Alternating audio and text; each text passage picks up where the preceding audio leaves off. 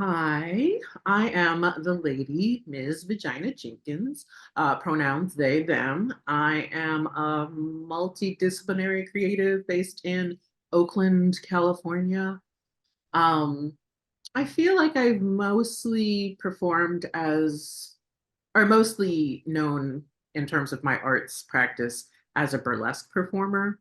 Though I do all kinds of things really. Like I just fundamentally am a creative person who always needs to be creating.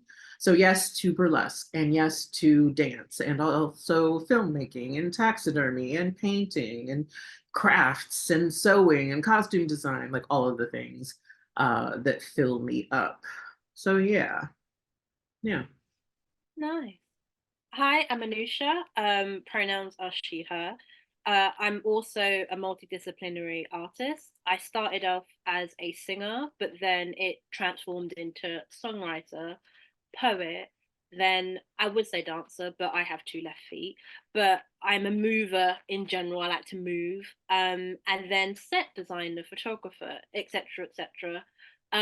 My art always started off on social media, I think, because that was when it's like Instagram started popping off. And when I started, I always was experimenting with how far can I go with with what little that I have. And that was quite interesting because it meant that there was no barriers to what my art could be, and especially because I started off in classical music, so that was very serious and you had to hit the right note and in a certain way uh with a certain feeling that was like given to you. So coming from that background and then transforming into, okay, what's going to happen next, how far can I push this without getting into trouble. So that's where my art has always gone. And again, because I've not really had many resources, I try to do the best with what little that I have. So that is me. Can you tell me about like, I guess what did that look like? Like give me an example of like something that you took from Instagram to the stage and pushed it with your Oh, limited 100%. capacity. I think the best example, and I guess it was from Instagram, but it was also from theatre, but I saw it on Instagram, so it counts. Is there was this show called Misty, and it was with this actor called Arzene Kene. Um, and he is just it was a one-man show, and it was just him and balloons, and that was the theme, him and balloons and just music, and he sang and performed. And I saw that on Instagram and I was like, that is amazing. And as someone who grew up working class and grew up, oh, I don't have an it was always very much like I don't have what the private school kids have. um so I thought, okay, how far can I take this? So I did a performance for my last year's dissertation show at university, and I did a performance in pajamas. I said everyone has to come in pajamas. You're not allowed to wear nice clothes. And I remember bringing huge teddy bears from home. Um, and it was really lovely and it was absolutely ridiculous. But the theme was childhood, the theme was growth, and it turned out to be one of my favorite shows because I met some people that I'm still friends with to this day there. But also, it just felt like all the barriers were down. I made so many mistakes, forgot so many words, but it felt the most Anusha, like this is ridiculous, and I have a lot from a little. And all of that whole idea came from, I saw someone with balloons on Instagram and I thought, ha, let me take this and just run with it. So yeah, that's definitely one of my biggest inspirations with social media, is like taking something little and exploding.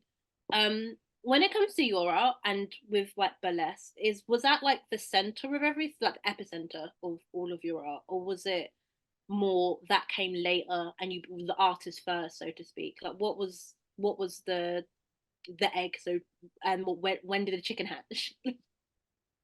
Yeah. I feel like burlesque, it's not that I was particularly tied to that art form. It's just that it hit so many markers. in that I could create costumes for myself. I could figure out set design for myself. I got to exercise my brain and do historical research about like acts looked like, what people performed back in the day, and like synthesizing all of that felt so useful. But then, yeah, as it came to like relating to burlesque people, not so much. Mm.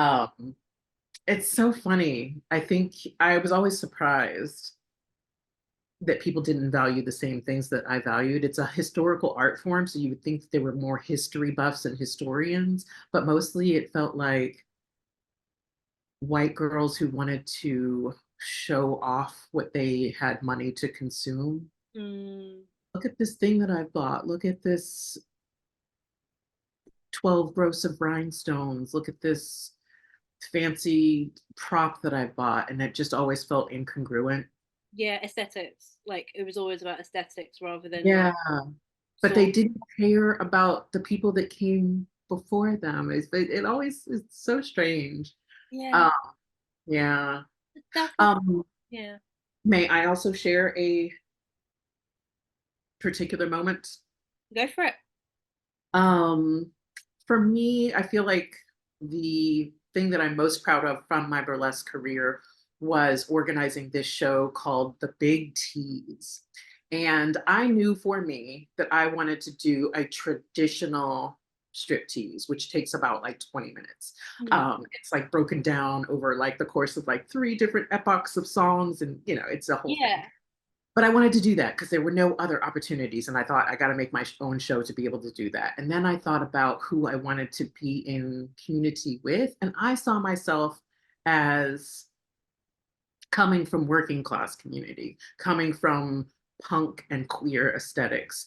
And so, like, I invited a queer punk band to open for me and a radical marching band.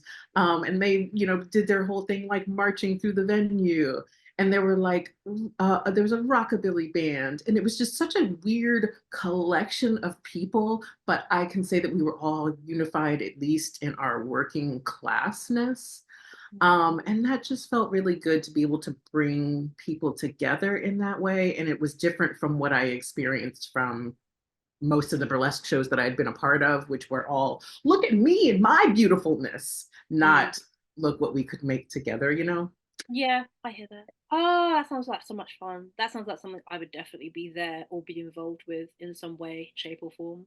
Oh, Uh, yeah, I definitely would have had you come through and hit us with the vocals. yeah, Um, yeah, little yeah. punk vocals. Oh, that's exciting. Well, we'll figure out how to do that virtually at some point because that's like churning little cogs in my brain of like, oh my god, this sounds so cool. Like, this It sounds was. brilliant. It was. And I can't imagine now, knowing what I know, experiencing what I experience, what I have experienced. I mean, yes, in terms of COVID, but in terms of all of the Mm, life experience, I can't imagine bringing people together in that way again. no, it's amazing how like kind of rewinding, but it's gonna like bringing it back. Is that Yeah. the way talking about like the way people focus on aesthetics? I didn't realize how much that would become a theme, like after that performance in 2019. And it the more that I've read, the more that I've learned, the more that I've come across like different ways of thinking and different ways of being. I completely agree. Is that I don't think I feel comfortable, even if it were in person or sometimes virtually, being in spaces with these people, knowing what I know and understanding what I have, because I mean, one huge reason, again, it's aesthetics, like realizing how many people focus on the aesthetic of performance rather than the depth of performance. And that's something that really, um, I don't even want to say upset me because I think I always secretly knew, but I thought I could maybe get past it or convince other people to sort of grow and whatever. But right now, where I'm at is like, I feel maybe disappointed is the correct term. But yeah, disappointed in the way that people have shown her ass, like shown the bum bum, really. But yeah, I mean, how has all of this in this moment? Maybe touch on COVID, but anything like how has it changed the way you perform, and how has it changed the way you present yourself um as a performer? Like, what has changed from maybe that show to now? Yeah. Um, in short, Well, we don't have a lot of time. well, yeah, I mean, I did want to like, yes, to that. And also I just wanted to touch on like what you were talking about with aesthetics, because it holds so much weight as we're thinking about like how we exist in a post-COVID world as performers.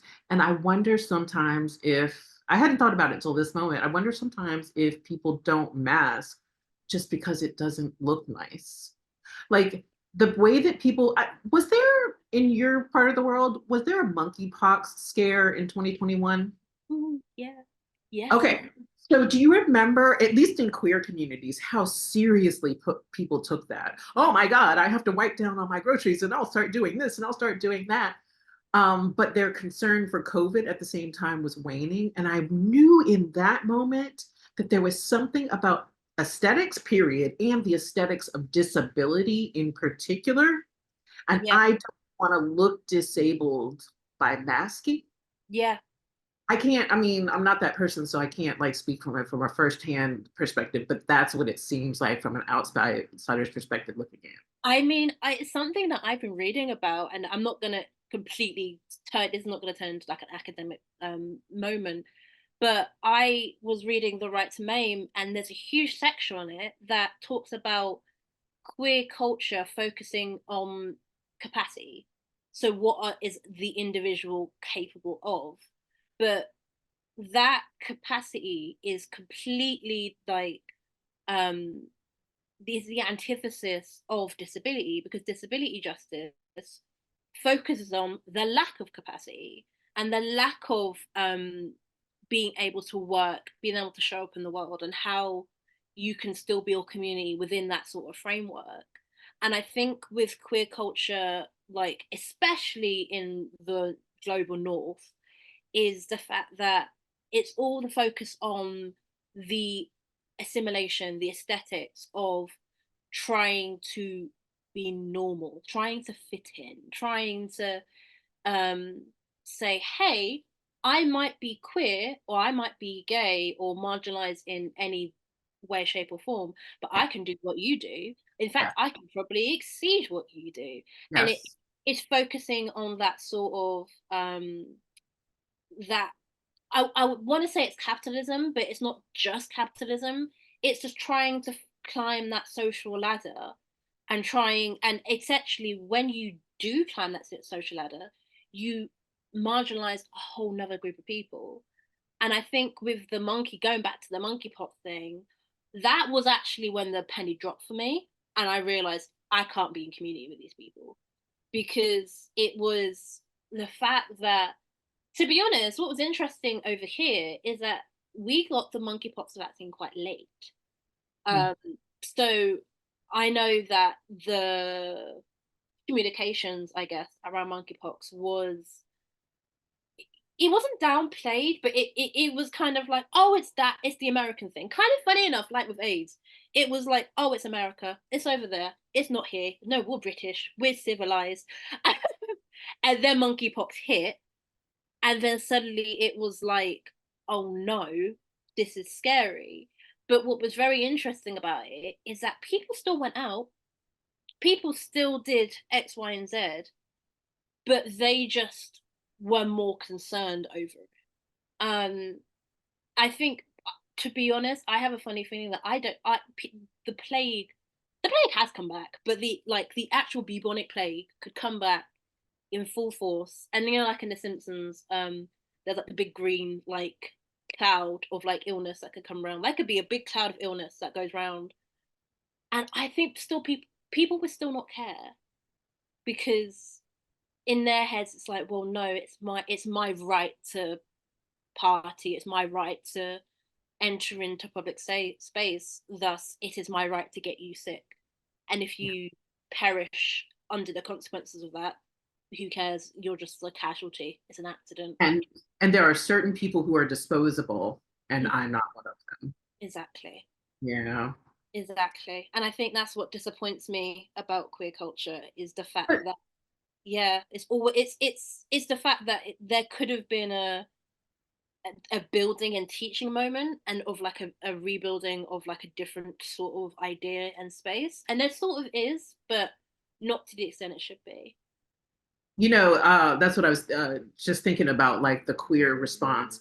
And I feel like the queer response is so particularly disappointing because I thought I was in community with queering people, people who were hungry for a different way to do things, people who recognized as they existed were not serving us. Mm. And so when I hear queer people today being like, yes, getting back to normal, ain't shit queer about normal. Did that system really, really serve you? And why did I think that we were community when you were being served by capitalism, white supremacy, sexism, homophobia, transphobia? And I am not. And I somehow thought that we were in community. So here I am queering with LGBT people. Yeah. You know what I mean? Um, that shit. Period. I mean, it's funny because there have been people who I've explicitly said that to. Because please, I'm not afraid to fight. Like, like I am that's my background. But there have been people who granted maybe I should have seen between the lines because Yeah. um they had a lot of social capital that I didn't realize. But in my head, I still thought, wait, community, we have similar marginalizations. And they've told me verbatim, I want to make money. I want to not I want to be in a certain space. I want to be next to the people who are oppressing me. And in my head, I'm like, that makes you the oppressor. That makes you like, regardless of what your marginalizations are, that makes you the oppressor, and we can't be in community with these lot. Like, and it's scary because you think like, say if this moment didn't happen or COVID didn't happen, at what point down the line would you then see me as disposable? Yeah, I think it's at some point you would have not been easy. Mm, And what I'm talking about is able-bodied, mm, uh, cis-conforming, mm. um, doing whatever the normative things are. If you were not easy, then you would have been disposed of.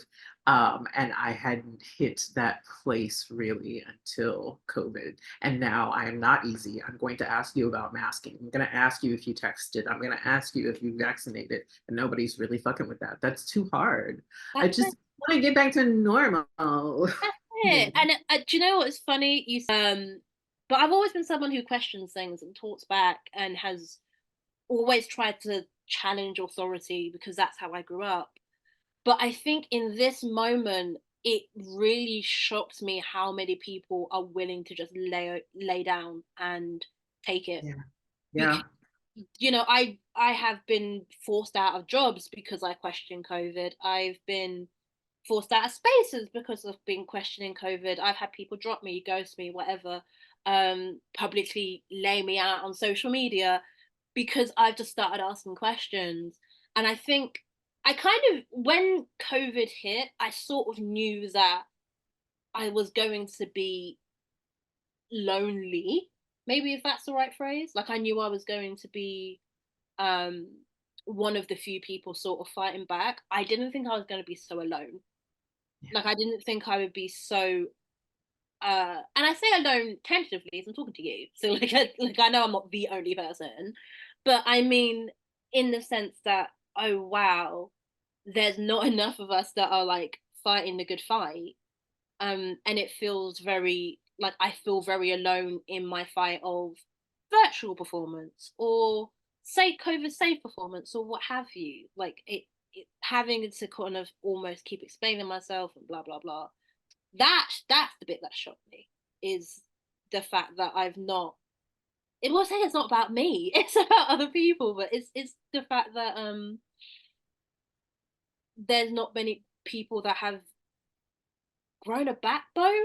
I don't know if that's a rude thing to say, but Right. yeah, I don't know. I don't know. It's the fact that do you know what? Let me rephrase that. It's the fact that people will do anything for capitalism, That part. and I think that is probably the shock for me is that their leftist abolitionist identity is all a performance in itself. Um, Going back to aesthetics, there you go.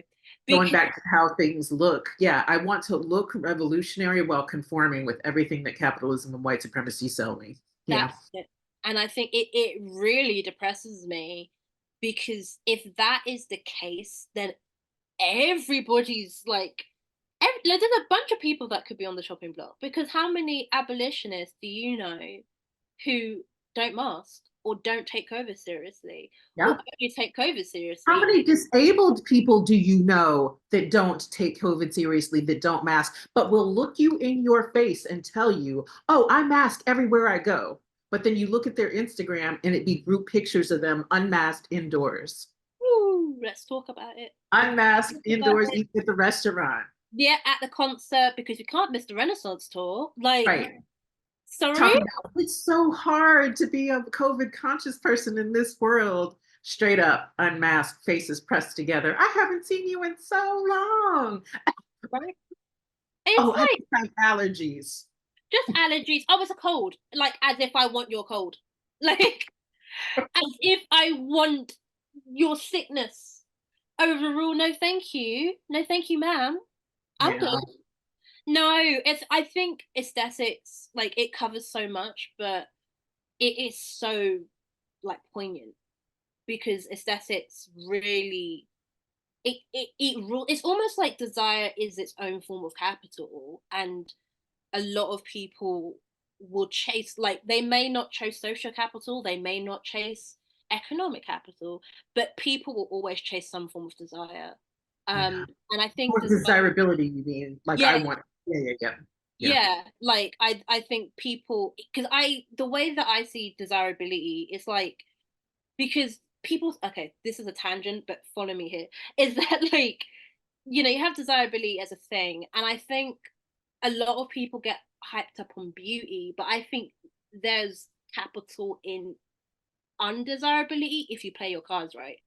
Like you Hmm. think of like how do I say this nicely? So do you know like say someone like say Lizzo is like would be classed as undesirable, but she plays that undesirable well in order to get more capital, so to speak. Oh, like the performance of marginalized identities. There you go. Like it's the sort of people, even if you're if you are still marginalized, there is a way to perform in a way to gain capital. Yeah, yeah. And I think so. I always see like desirability is like neutral, but then you put it in context and it changes. And Yeah. going back to like say with the aesthetics of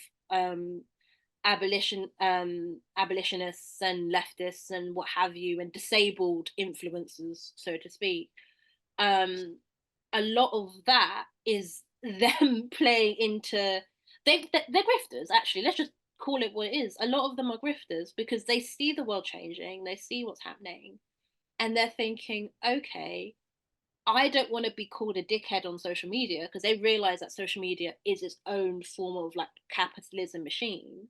Yeah. They'll say the right thing, they'll follow the right people, they'll like because I see people who go to like concerts like in my posts, I'm like, no, sir, like no one invited you here. And but these same people are being unsafe, they are causing harm, they're maiming people. And Yeah. it's just because they know the grift, they know what people value. So they're saying, well, I'm going to do it this way. Yeah. And I think that's what I find the scariest thing is the fact that people are grifting in a time of there's always a time to be an influencer in a time of death. And I that scares me because it wasn't, the body bags and the trucks that stopped this. It wasn't you know, the, the lockdowns, it wasn't, mass devastation, mass disablement that will stop you. What's the tipping point? What is the tipping point? Like, who has to get hurt in order for you to stop what you're doing? Like, Not even, I used to think it was themselves. Like, oh, if you experienced COVID, then you would now. No, hmm, no, no. Everyone, I feel like I see a lot of people that experience COVID or have had at least one COVID infection, is what I mean by that. yeah, And then they just continue doing the same shit. really, that's really sad. Like, is that you want to build a different world with community, but you don't even see your community worth saving, Yeah. and that just really depresses me. And I think it's like going back to, like, say, performance. I think that's why me as a performer, like, for now, you will not see me in a venue, because I don't want to be responsible or even just be involved with you anyone's disablement. Like, no. I love my community too much for that. I love my people way too much for that. On the other half, my COVID response is more selfish, more Yeah. self-centered. I was coming from a place of watching Black people disappear in the US and very much feeling as if I was watching genocide unfold. Um, and it's something that it hit me really, really acutely in 2017. Mm, And I just kept seeing evidence of genocide everywhere I turned. So mm, that when COVID happened, I thought so strongly, they will not kill me. They will not kill me. They will not kill me. The government will not protect me. My neighbors will not protect me. My community will not protect me. It's on me to take care of myself. mm, And so when I am thinking about, do I want to be in a venue next to someone?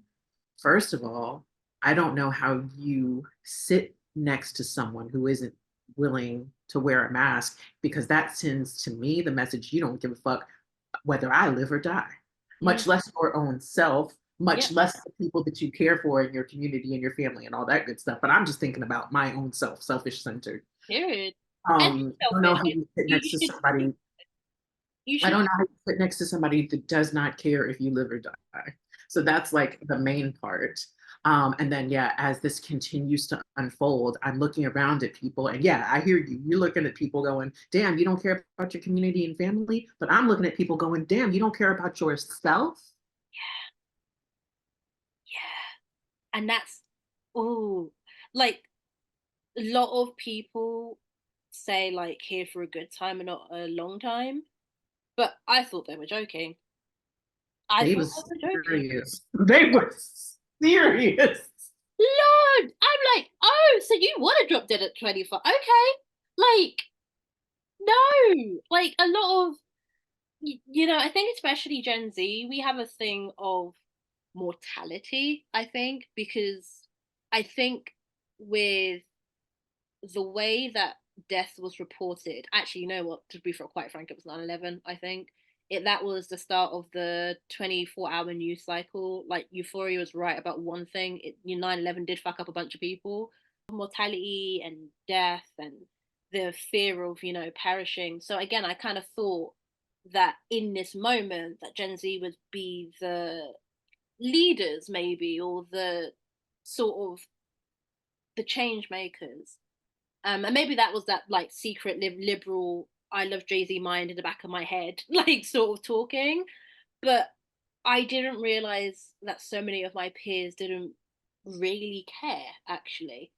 It was just, it's the aesthetics, the shock of death people don't want. They don't actually mind it, Yeah. because again, it's I need to get, it's more about the experience and capital and um trying to kind of grab life rather than actually there's beauty in growing older.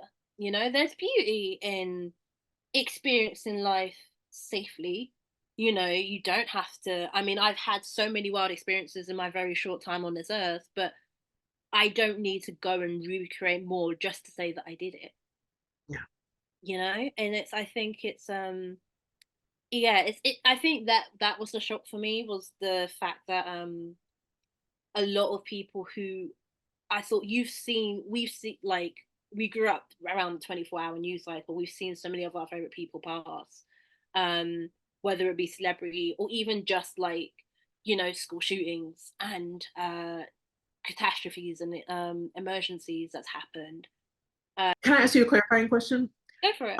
Let me understand if I'm hearing what you're trying to say. So, Gen Z, the experience of being inundated with death, Yeah, you imagined that under COVID, Gen Z having that kind of dark sense of humor and yeah. familiarity with death, you thought that the response was going to be what? I think, I guess, sort of disobedience, because Oh, because they have that yeah, that mission is sort. not giving a fuck. Yeah. Yeah, like, because I think we've always gone, yeah, stuff this. I mean, like, when did we ever take anything? We don't take anything seriously. I don't think we ever have. Like, we grew up sarcastic. We grew up, talking back. We grew up like not adhering to. I guess I don't want to say social norms. I think it's another form of a social norm, but the kind of hegemony. We just kind of grew up like, nah, stuff this. I'm doing this. Like, nah, we ain't following what the adults tell us, because I don't care. I don't care I about feel being, you. I don't care That about being a rebellious girl. spirit. Yeah. Yeah. Yeah, I don't care about doing this and that. I'm living life again, fighting for our life. And again, it goes back to, like, I think a lot of Gen Z, like, we got hit hard by a lot of our faves dying young, and I think that really affected us in, like, the way that we approach certain things. Like, we don't, like, we're not beholden to people like R. Kelly. Like, some You people, know, like, but and I'll leave those people over there. But there's a lot of people we're not beholden to, because we don't have to be. The stakes aren't as high for us. yeah, when you were describing it, it actually made more sense to me and it actually like lit up a light bulb. Gen Z has been inundated with death Mm. and has a dark ass sense of humor about death. It makes a lot of sense to me that they don't give a fuck. It's Yeah, another thing. I'm gonna die. I'm that's here for a good time, not a long time. So that response actually makes a lot of sense to me. yeah.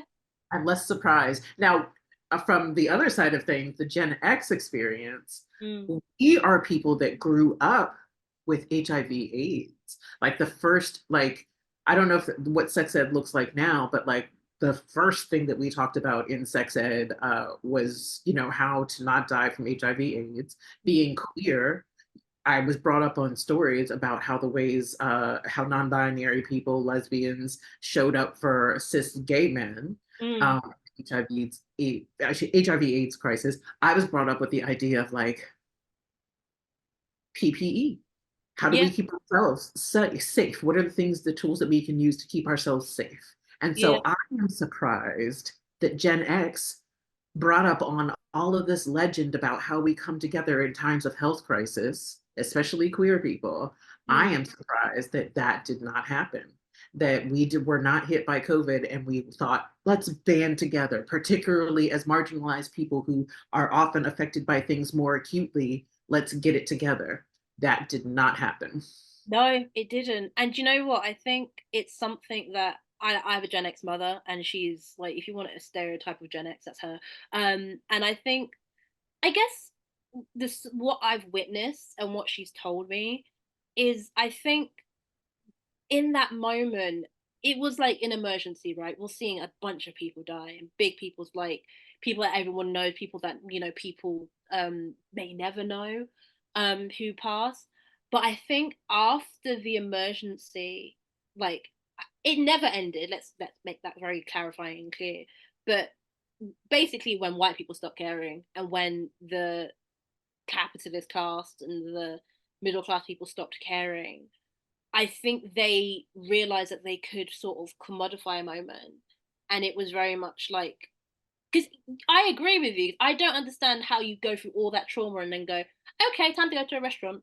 But I think there was this rush to see gay as normal. Okay, Normalcy is a curse. that's it. Normalcy is a curse. And so, yeah, I very much feel what you're talking about in terms of like my generation, Gen X. We were brought up in like this idea that there would be a health crisis, we would band together, blah, blah, blah. But when it actually happened, you had a choice. Yeah. Do you want to continue queering and imagining a different world in which we care for each other and band together? Or do you want to be normal? And the last 10, 15 years of media has said gay is normal. That's it. And so that's what I want to adhere to. And I get an opportunity to do that. And fuck you. That's Fuck you it. if you're not normal. Exactly. Media. You have the good gays and the bad gays. If you choose, I say choose in quotations, to be deviant, i.e., like a whore or in one way or promiscuous, or Kinky or sexually poor or or disabled. poor or Yeah. just any sort of marginalized, that you're the bad gay and you deserve what's coming to you. But if you're the good gay and you aspire and you um want to be a capitalist and blah blah blah, or you want to even just look rich, it's Yeah. not even about being rich, it's like looking rich. I think about RuPaul's Drag Race and how every season there's a drag queen who isn't as rich as another drag queen because, they, for reasons. And it's like, it's almost seen as a mark on them. Yeah. It's a mark on, well, you don't want to look rich, so you can't get further into this competition. You're too deviant. And we are centered on aesthetics. Going Yes, back to the yeah, aesthetic that's conversation, you it. know. And Exactly. yeah, deviance is a part of queerness. And Yeah. again, we've got this divide between queerness and queer people that are interested in queering the world, and then people who are interested in maintaining and getting back to normal. In normality. It's And aesthetics, yeah. Yeah, and I think that's what, like, yeah, I think with what I will say, what has sort of been I don't want to say a silver lining because people died, but like something that I've learned in this moment is it's pushed the boundaries of my musicianship hugely. Like, I can honestly say that my music, like, stuff it getting better, but I have explored so much because, like, I'll listen to other artists now, and yes, you're talking about the revolution, you're talking about being different and loving yourself and whatever, but I don't believe you because I see you, because I can see what you're doing. So it Yeah. means that, like, when it comes to what I write, it's not me trying to be like virtual signal and say, hey, I'm good, I'm actually doing it right, not you. um it's more about actually, not only do I practice what I preach, but I see the importance of art. Like, I saw something the other day that said art's not enough, it's about direct action. But I'm like, if you use your art right, your art is direct action. And I see, if I do place my art right, and because it's not just about the process of making art, it's actually about how you use it and how you use it to sort of share a message. I realize the importance of all of that, and it has made me realize, okay, it's not just about me when I write music anymore.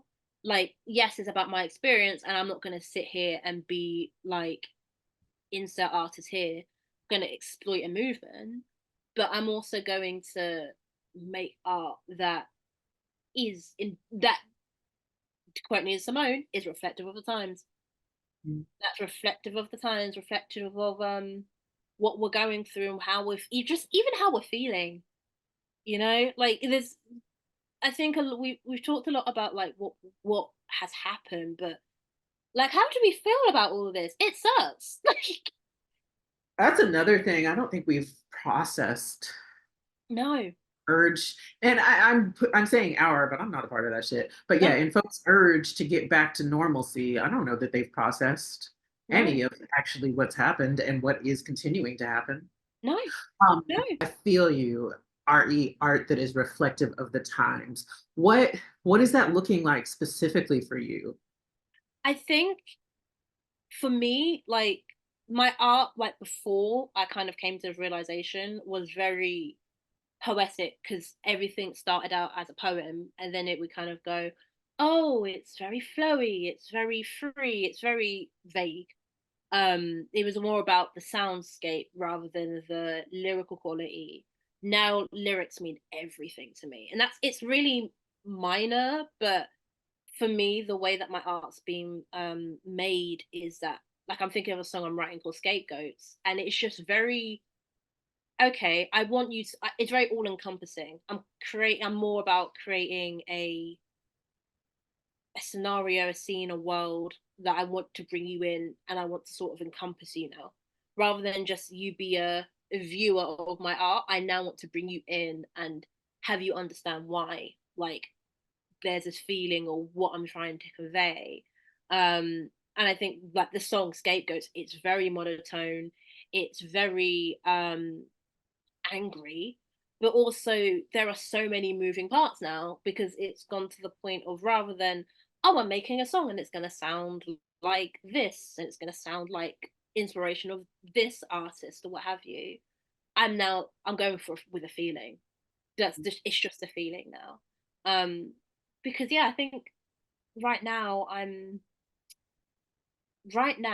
I'm less worried about trying to appease Spotify, or I'm less worried about trying to release at a certain point or whatever. It's more about, actually, I want to um do my community proud.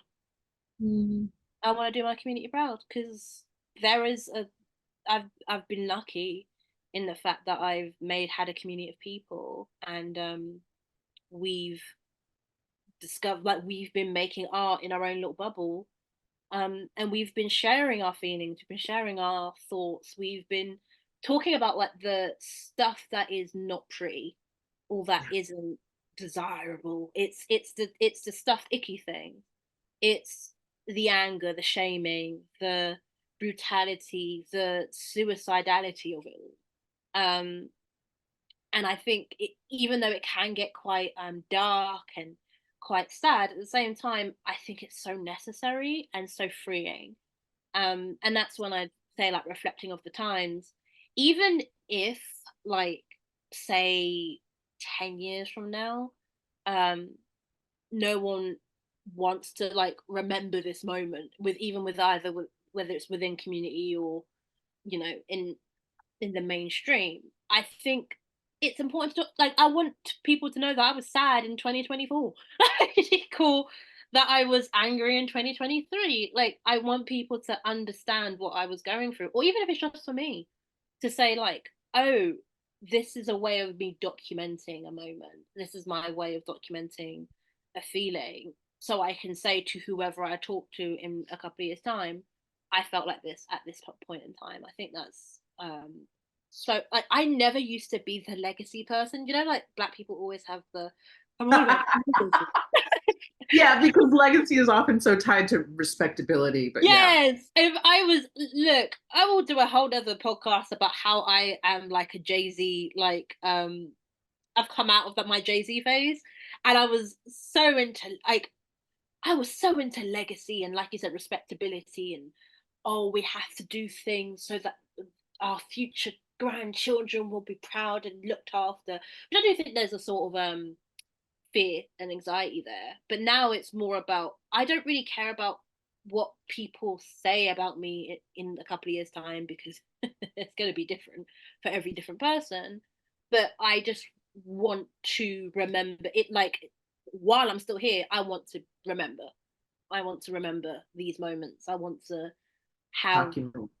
yeah, I want to document these moments because I think it's important. I think, um, and I never used to be someone that was so into Instagram. I never really used to document stuff, but I got to a certain point where I said, actually, I think I need to. But what about you? Like, how have you been making art, and has it changed, like, within, maybe, like I said, I say I'm using COVID as like a pinpoint, but even before that, like, what, when you realize, actually, this isn't working for you, or this isn't right, what's changed in your art process? Like, how do you make art now?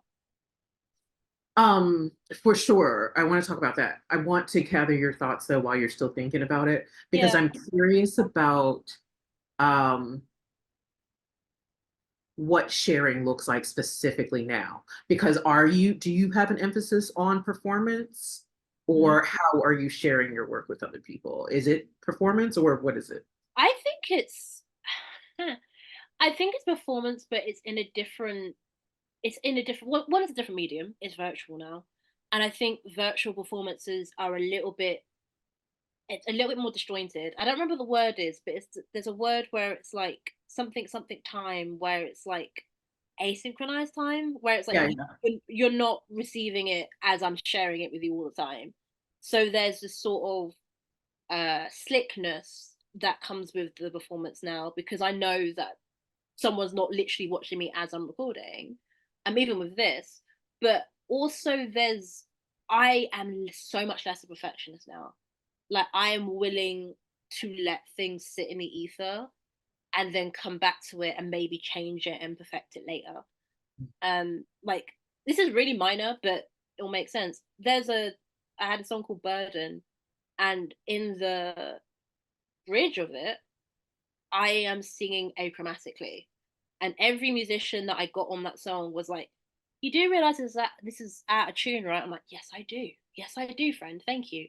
But I'm less worried about being perfect. I'm less worried about sort of fitting into lines. I like being rough. I like making people uncomfortable. I like um not conforming. And it's made the whole process a lot more fun.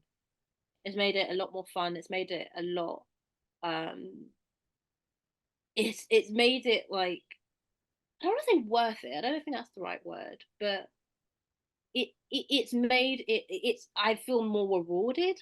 Like it doesn't feel like a job anymore. It feels like just creating. Um and I think that's something that I've definitely struggled with until COVID, and that's probably a positive that's happened, where it's like, okay, yes, there is work to it, there is labor to it, but it doesn't feel like a job. It doesn't feel like like a 9 to 5. It feels like a art practice. It feels like something that is just part of my everyday. Yeah. And yeah, and I think that's what this moment has done, because the mass I know, no matter what I do, the masses aren't listening, because I'm not being desirable in that way. I'm not going out, I'm Yeah. not going to their networking events and being like, "Hey friend, how are you?" Actively calling people out. So it means that I have freedom to make a mess and just have fun with it, really, not have to worry about again the aesthetics. Again, we keep coming back to that word, the aesthetics. Yeah. Are there pieces from your previous pre-COVID arts practice that you were able to reclaim and bring into this new arts practice? Definitely, but I think in that reclamation, I've had to think about it more, and actually what was the purpose of it. So like with um I guess when I started out, like even before the classical training or whatever, I was always a peculiar kid, and I was a ridiculous person. Like I would try so hard. Like I was an overachieving child. Um and I would make art from that. I remember when I was 6, and I would just cut, like you had the tape recorders and you could like record over it. I would just go on for hours. If you couldn't tell, I'm a talkative person. I would talk for hours about just making up stories and creating worlds and what have you. And then the classical music came, and I'm so grateful for it.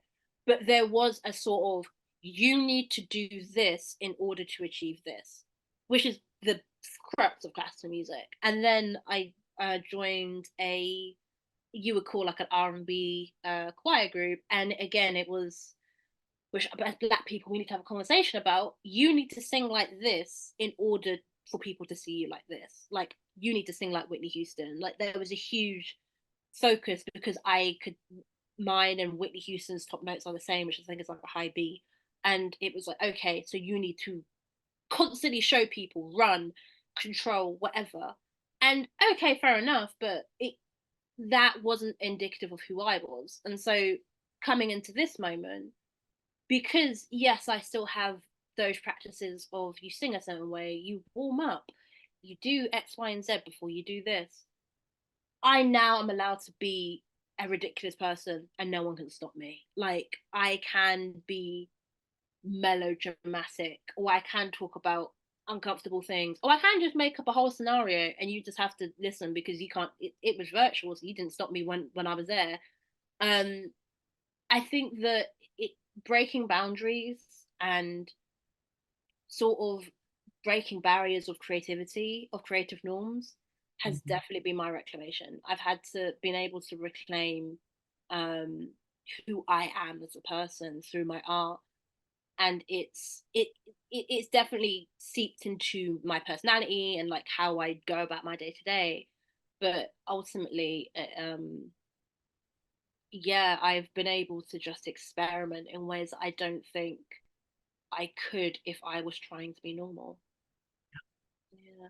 What about you? What, like, has anything, have you reclaimed anything from Oh your yeah. arts I to now? mean, yeah, I feel similar. My arts, so I definitely am not performing burlesque at all. No. Um, that makes me sad.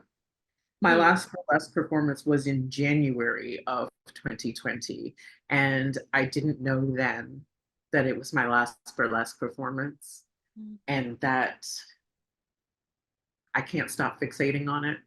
no. I wish that I had known then that it was, and I feel like I would have treated it differently in terms of performing it, but also documenting it, also living in the moment and savoring it, you know?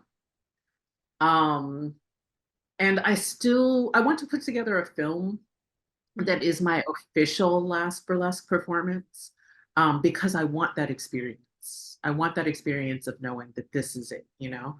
But yeah. like I said, there's no way that I would do a burlesque show. I'm not fucking putting my life at risk for $50. No. I just am not. I just refuse to. And again, I don't know how to sit next to people that don't give a shit whether I live or die, as Mm, long as I look pretty when I'm doing it. I don't know how you do that. no. Anyway, so yeah, not doing burlesque anymore.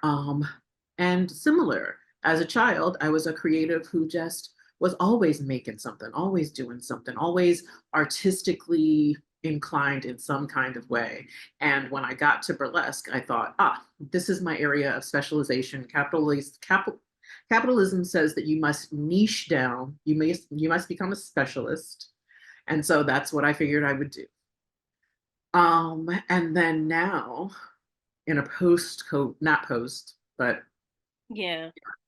in a COVID world, um, arts practice now looks like following my desire, following my whims, following prioritizing myself in my arts practice instead of prioritizing other folks, which I feel like a lot of my burlesque performance career was about. And Mm, so, yeah, I'm painting now. I'm getting deeper into my taxidermy practice. I'm crafting more extensively and understanding that craft is not different from art. It is all rooted in some type of creativity. mm, And so, yeah, it's the same idea. I feel like I'm reclaiming a queer arts practice, mm, and I am reclaiming an arts practice that is centered on my joy. mm. And that feels really valuable and important to me right now. Yeah. I think that's what I love about your art, actually. Like when I watch your YouTube and I watch, even just listening to you talk about it, is that you can tell that it's always you. There's always Regina Jenkins, let's be honest. Like it just has a very you feel through it. But on top of that, it's like I can tell that this is important to you, and that it's like if you stop doing it, I'd be worried. I'd be like, okay, what happened? Like, Yeah. it feels part of you. It doesn't feel like you're just doing it for to meet an end or whatever.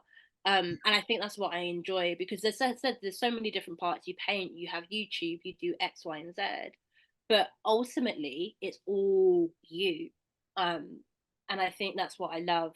I love seeing you create. I love seeing you make art, and yeah, you have a lot of passion. I think that's the word I'm looking for. You have a lot of passion for your art. I always love talking to you. I love being in community with you. And I'm just so grateful for the opportunity to be reclaiming our arts practice together. Thank you, friend. Thank you for being here, and thank you for not only just taking the time, but for exploring ideas with me and coming in this space. Even though it's morning for you, it's night for me, but coming in this space and just really sharing some really difficult topics. So yeah, thank you. Um, so I guess I'll start in the sense that you can find me at Anusha LDN everywhere. Apart from TikTok, it's at Anusha Music because someone has Anusha LDN. Um, so you can find me Anusha LDN on all social media platforms. You can find me at anushamusic.com. And you can find me on YouTube. Just search Anusha LDN and you'll most likely find me. So where can we find you? Yes, you can find me on Patreon and on Buy Me a Coffee. Those are subscription blog sites. And that's the primary way that I would like to be supported. And yeah, on both of those platforms, Vagina Jenkins. On Instagram and on YouTube, also Vagina Jenkins. That's it. Yeah. Cut it out. Let's go.